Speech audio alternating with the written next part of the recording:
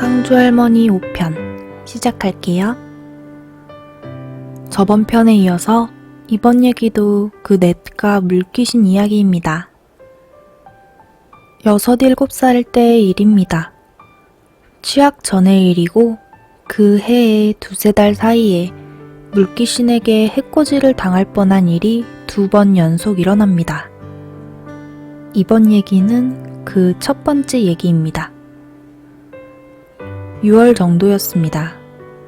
때일은 초여름, 무더위가 기승을 부리던 어느 날 오후였지요.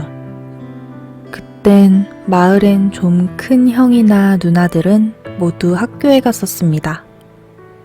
우리 마을은 초, 중, 고생이 모두 통학을 하였는데 거의가 마을에서 출발하는 첫 버스를 타고 가야 했습니다. 첫 버스는 장날을 제외하고는 거의 통학 전용 버스이다시피 했죠. 첫 버스를 놓치면 무조건 지각. 하루에 버스가 10편도 안 되었던 걸로 기억합니다. 형 누나들이 모두 학교를 가고 없던 동네 땅강아지들은 끼리끼리 모여 놀았습니다. 하지만 놀 종목을 정하기가 여간 어려운 게 아니었어요. 그때 동네의 미취학 아동들은 6명인가 정도 되었는데 남자가 좀 많았어요. 저흰 군대로 말하면 짬찌들이었죠. 언제나 형 누나들 뒤만 졸졸 따라다니면서 놀던 때라 우리가 뭔가를 스스로 정한다는 게 여간 어렵지 않았어요. 흔히 말하는 노예근성. 제가 상주할매네 집에 가서 전 있는 거 데워달라 해서 먹을까 했다가 애들이 놀라서 경기를 일으키는 바람에 겁쟁이들. 그러다 어렵게 의견 통일을 본 것이 동네 앞 냇가에서 고기를 잡는 것이었죠.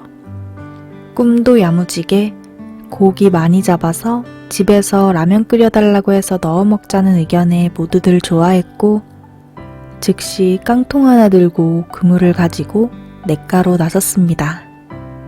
참, 지금 생각하면 어이가 없네요. 6살도 안 된 애기들 손에 잡힐 멍청한 고기가 어딨다고. 냇가는 참 맑았습니다. 그리고 민물고기도 참 많았죠. 중학교 다니는 큰 형들은 물안경을 쓰고 작사를 들고 제일 깊은 곳에 들어가 큰 붕어도 찍어내고 메기도 찍어낼 만큼. 하지만 우린 거긴 금단의 영역이었고 그저 냇가 얕은 곳에서 그물로 바꾸는 우르르 고기를 몰아 잡는 방법밖에 없었어요. 그러나 그런 어리숙한 그물질에 잡힐 고기는 얘기했듯 한 마리도 없었고 우린 연신 빈 그물질만 하기 바빴죠. 한참이 지났지만 우리의 고기 깡통은 어쩌다 잡힌 눈먼 피라미 한 마리 외엔 더 이상 늘어날 줄을 몰랐습니다. 근데 우리가 고기를 잡을 수 있는 방법이 있기는 했죠. 그건 어항이라고 불리던 얇은 유리 항아리로 잡는 방법이었는데 이 어항이랑 물건이 엄청 약해요. 아주 얇은 유리로 만들어진 거라 조그만 충격에도 깨지고 유리라 잘못하면 큰 부상을 입을 수도 있어 우리에겐 금기의 도구였죠. 몰래 가져다 쓰다 형들이나 어른들께 들키는 날엔 맞아 죽을 각오를 해야 했기에 누구도 용기를 낼 수 없었어요. 해보신 분들은 아시겠지만 고기 잡는다고 물속에서 뛰어다니는 건 보기보다 칼로리 소모가 굉장히 많습니다. 저흰 금방 배가 고파졌고 전 할매네 냉장고를 털어오겠다고 스스로 자원을 했어요. 뜨거운 박수갈채를 받으며 할머니 댁으로 뛰어간 조아는 할머니를 찾았지만 할머니가 보이지 않았어요. 분명 외출을 하신 건 아니었는데 아마 텃밭에 가셨던 것 같아요. 전 의자를 가져다가 냉장고 앞에 놓고 밟고 올라서선 냉동실에 있던 떡이며 약과며 산적 등을 꺼내곤 냉장고 밑에 있던 과일도 몇 개 꺼내어 아이들에게 돌아갔어요. 환호를 받으며 돌아가서는 한 아이가 몰래 가지고 나온 성냥으로 마른 나무에 불을 붙이곤 냉동실에 있어서 딱딱해진 음식들을 구워서 나누어 먹었습니다. 역시 여럿이 나눠 같이 먹는 건 참 맛있죠? 그래서 요즘 먹방이 유행인가 봅니다. 혼자 먹으면 맛 없으니까. 헌데 잘 먹긴 했는데 문제가 생겼어요. 안 그래도 초여름 무척 더운 날이었는데 불까지 피우고 난리를 치다 보니 애들이 모두 땀투성이 되었고 더워서 헐떡였어요. 그러자 한 아이가 멱을 감자고 했어요. 모두들 홀딱 깨벗고는 물속으로 뛰어들었고 저도 같이 뛰어들었죠. 꺼림칙했지만 얕은 마을 쪽 가장자리에서만 놀면 문제될 것이 없어 보였어요. 그렇게 시원한 냇물에 몸을 담그고 놀고 있는데 애들이 하나 둘 헤엄을 치기 시작했어요. 지금 생각하면 그저 어른들의 헤엄으로 몇 초면 건널 냇물이었지만 아이의 눈에 비친 냇물은 꽤 넓었어요. 그리고 반대편은 그 냇가에서도 가장 깊은 곳이었고요. 워낙 그 물에 익숙한 애들이라 스스럼 없이 수영을 해서 냇물을 건너갔죠. 전 그것만은 왠지 너무 꺼려졌어요. 할머니 당부도 있었고요.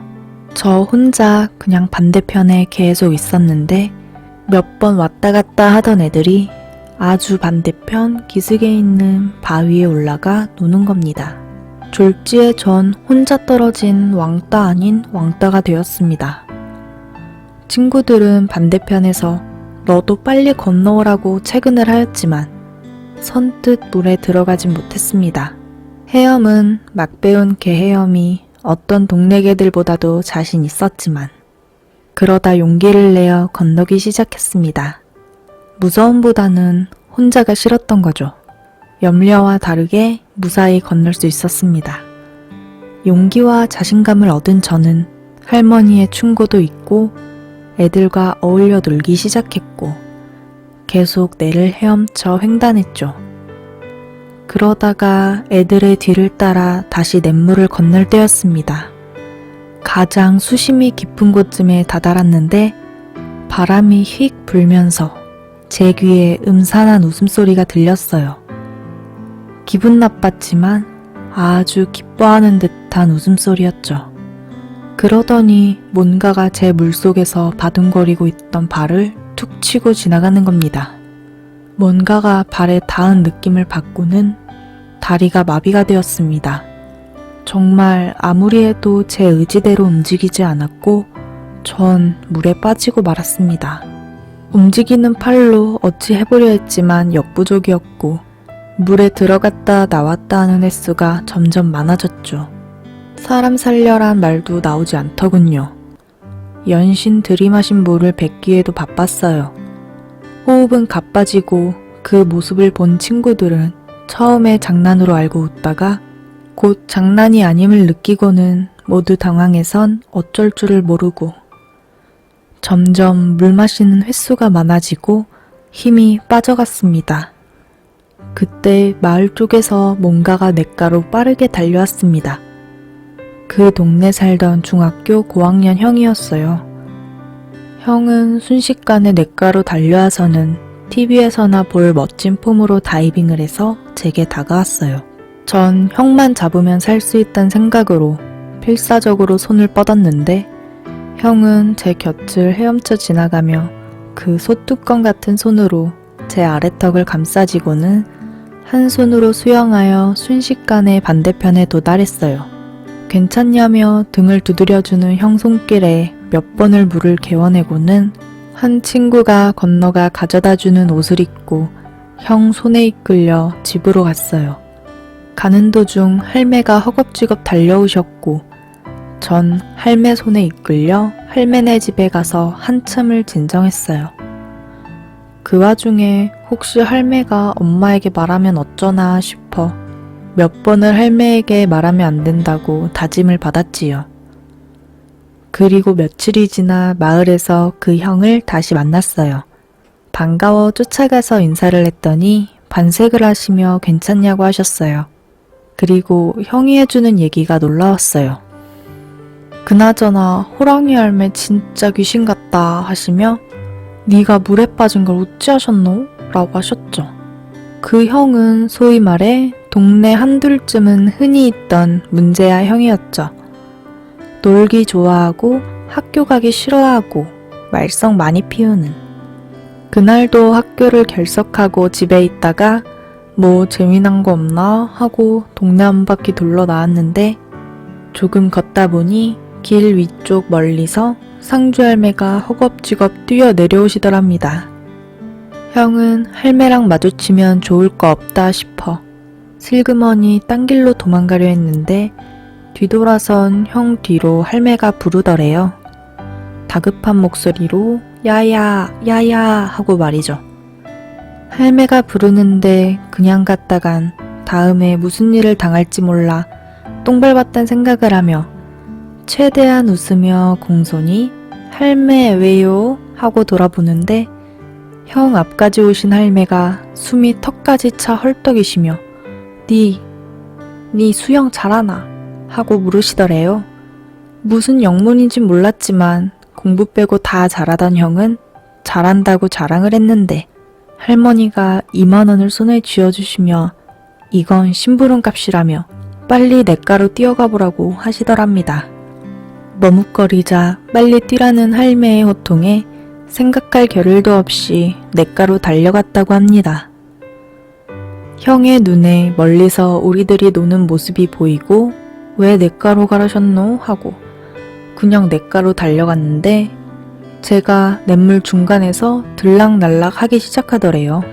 순간 빠졌구나 하고 생각하신 형은 절 구하기 위해 물에 뛰어드신 거고 전 또 한 번 죽을 고비를 넘겼어요. 그 뒤로 그 형은 할매의 까방권을 획득하셨죠. 웬만한 말썽은 보셔도 그냥 못 본 척 눈 감아 넘어가시고 한 번은 장날 할매랑 장에 갔다가 그 형님이 학교에 안 가시고 경제활동을 하시는 현장을 우연히 목격했어요. 딱 봐도 형과 비슷한 말썽쟁이들 몇 명이서 약한 친구를 둘러싸고 불법 대출을 받는 현장이었죠. 그런 거 있잖아요. 돈 좀 빌려줘. 없어? 뒤져서 나오면 10원에 한 대. 그런 거. 형은 할머니를 보고는 얼음이 되었어요.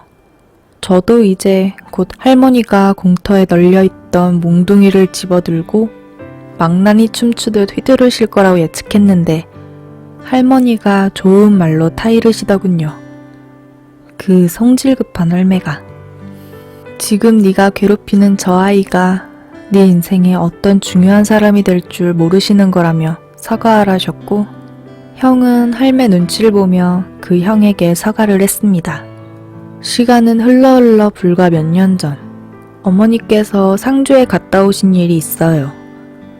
어머니 친구분 따님의 결혼식에 가셨는데 거기서 하객으로 온 누가 반갑게 어머니를 부르더랍니다. 얘기를 나눠보니 그때 그 형님 식사를 하시면서 옛날 얘기를 하시는데 그러고는 그 형은 고등학교 졸업하고 그런 건달 비슷한 생활을 하셨나봐요. 그리고는 어떤 사건에 억울하게 연루되어 꼼짝없이 징역을 사시게 되었는데 그때 담당 검사가 그때 할머니가 사과하라고 해서 사과하고 친해졌었다는 그 형이었답니다. 덕분에 누명을 벗고 그 길로 그 생활을 청산하고 열심히 일하고 운도 따라줘서 시내에 꽤 큰 건물주가 되어 안정적인 가정생활을 꾸리고 있다고 하시며 이게 다 그때 호랑이 할매 덕이라고 고마워하셨답니다. 좋아도 잘 있냐 하시며 그때 물에 빠진 사건도 말씀하셨는데 그땐 이미 시효 만료라 어머니께 혼나지는 않았습니다. 상주 할머니 5편 얘기가 끝났습니다. 재미있게 보셨다면 구독과 좋아요, 알림 설정까지 부탁드릴게요. 그럼 안녕.